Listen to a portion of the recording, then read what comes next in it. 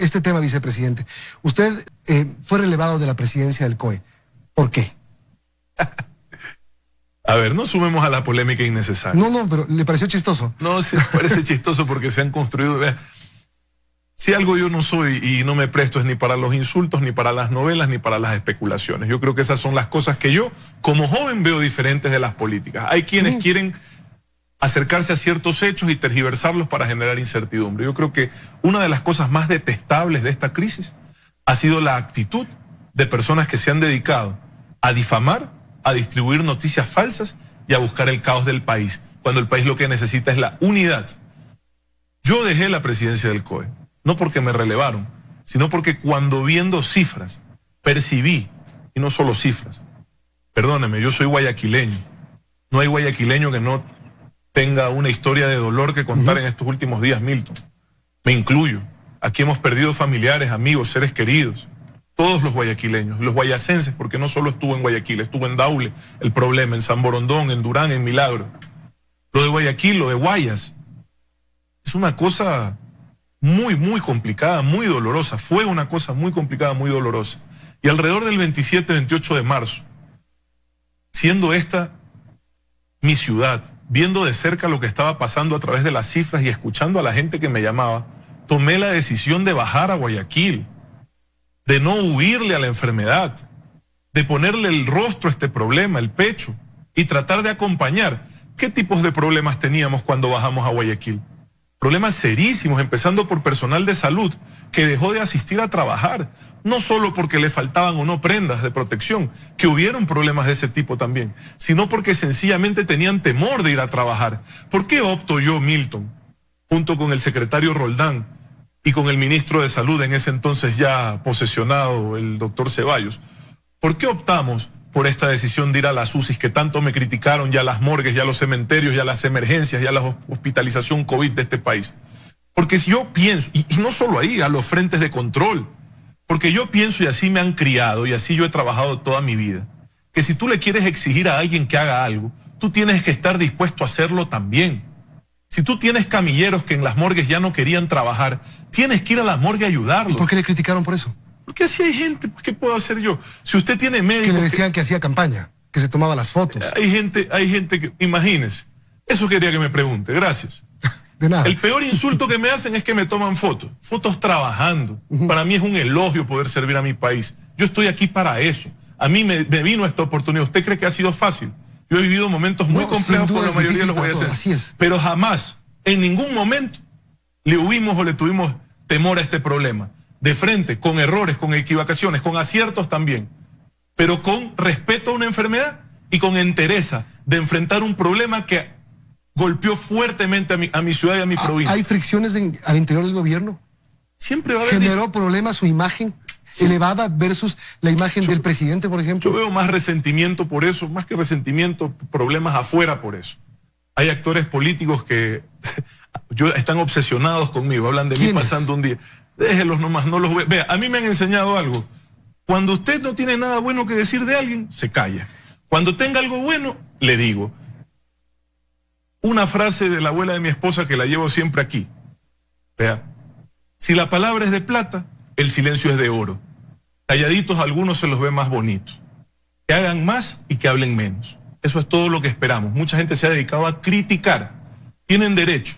Acompañen esas críticas de acción. Solo para terminar este tema, porque es un tema que tenemos que... Y evidentemente va a haber diferencias, Milton. Yo pienso, yo soy un individuo. Tengo una responsabilidad que asumí. Me pidió el presidente que en alguna forma encare esta crisis, inicialmente en el COE. Luego yo le pedí al presidente bajar a mi ciudad. María Paula Romo, ministra de Gobierno, ha estado desde entonces, finales de marzo, al frente del COE. Ha hecho un buen trabajo también. Terminemos el tema. Coinciden cosas. Sale Gabriela Roba de la SECOM, sale Luque de Senaín, gente que ha trabajado con usted, ha sido cercana a usted, y la carta de su padre. O sea, varias cosas que se confluyen o que confluyeron para que la gente diga algo pasa al interior de la cúpula del gobierno. A ver, yo no nombro, ni he nombrado, ni jamás he pedido que nombren a nadie en el gobierno nacional. Si Luque o Arroba o cualquier persona que puedan relacionar conmigo está donde está, es por decisión y deseo del señor presidente de la República. Si el señor presidente de la República considera Esas personas a quienes les agradezco su trabajo en el gobierno nacional, tienen que salir. Así funcionan los gobiernos, Milton. Para eso el presidente es presidente. Mi padre hace opinión desde que yo tengo uso de razón. Ese ha sido su oficio. Él está dedicado a la opinión en materia política y dedicado a las actividades de cultura y arte. Por más que yo ame a mi padre, por más cercano que sea, por más buena relación que tengamos, las opiniones de terceros no son las mías. Yo con los compañeros de gabinete, sobre todo con quienes han frenteado esta crisis, porque lo han hecho con valentía, no tengo más que agradecimientos, Milton. Y mi papá, yo no le voy a restringir. Vea, nadie de mi familia es parte del gobierno ni va a ser. Mi familia tiene sus actividades por otro lado y así estamos mejor. Y ojalá siempre sea así. Lo que mi papá opine es opinión de él.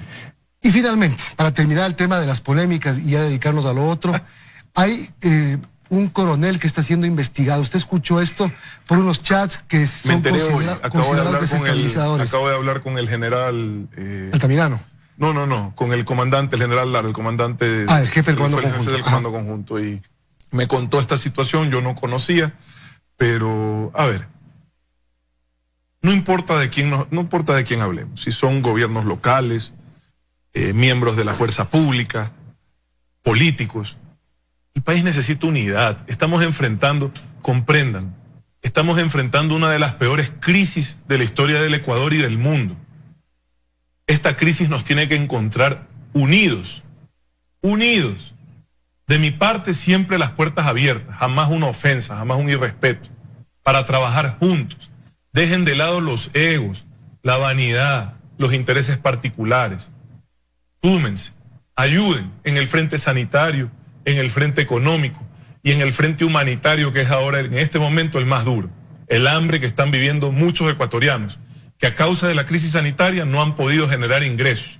Hoy esa tiene que ser nuestra prioridad, ayudar a que lleguen alimentos a las casas de estos ciudadanos hasta que podamos reactivar progresivamente la actividad económica. ¿Cómo estamos ahora en el tema de salud? Ya. ¿Estamos mejor que antes? ¿Estamos a punto de salir? Cuando bajamos a Guayaquil, yo estuve aproximadamente 10 días sin salir de la ciudad, visitando sobre todo los 4 hospitales COVID de Guayaquil.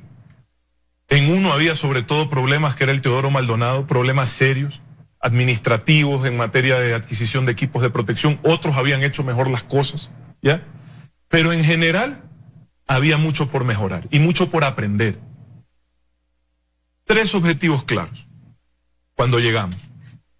Acceso a equipos de protección, gracias al esfuerzo que se hicieron, sobre todo gestión de donaciones, porque las compras públicas desde el Ministerio de Salud estaban complicadas. Todo el mundo está demandando lo mismo al mismo tiempo, Milton. Gestionamos esfuerzo, cooperación, donación y pudimos responder. El tema de que se pueda proyectar el crecimiento de ser necesario. Nosotros en Guayaquil llegamos a proyectar la capacidad de 1000 camas de atención hospitalaria. Casi la duplicamos dentro de lo que estábamos para poder atender la crisis. Aún así fue insuficiente. O sea, para ponerlo en contexto, más o menos uno tiene que tener el 10% de su capacidad hospitalaria en unidades UCI, ¿verdad? El Ecuador empezó la crisis con 1.600 camas UCI. ¿Cuántas tenemos ahora? El Ecuador empezó entre público y privado. Sí. Entre público y privado, 1.600. Nosotros, en muchos casos, no tengo el dato del sector privado. Ok. En muchos casos, en el sector público hemos completado 1.000. 1.000. Sí, okay. Correcto. Entonces, pero eso no significa que ahí termine. Y déjeme terminar, a eso voy. Diseñamos estrategias hospital por hospital para ampliar la capacidad de ser necesario. En casi todos los hospitales fuera de Guayas, donde ya lo hicimos, podemos hasta duplicar la capacidad de UCI, ¿sí? De ser necesario. No ha sido necesario, yo le voy a mostrar las cifras de dónde estamos y dónde estuvimos y por qué le digo que las decisiones que se tomaron funcionaron en casi todas las provincias y siguen funcionando en casi todas las provincias del país. Ya le voy a mostrar con cifras. El tercer tema, Milton, que no es menor y que fue el mensaje que les llevamos a todos.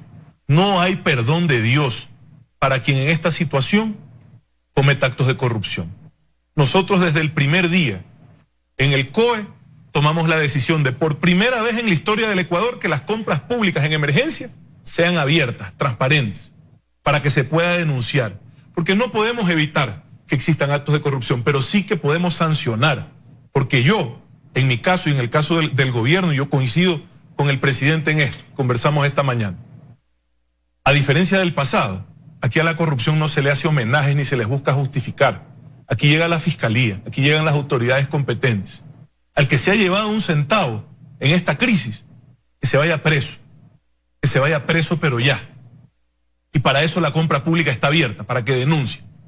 Siempre fuimos con ese mensaje, señores, no puede ser, la corrupción no puede ser permitida. Hay un problema de corrupción en el país desde siempre.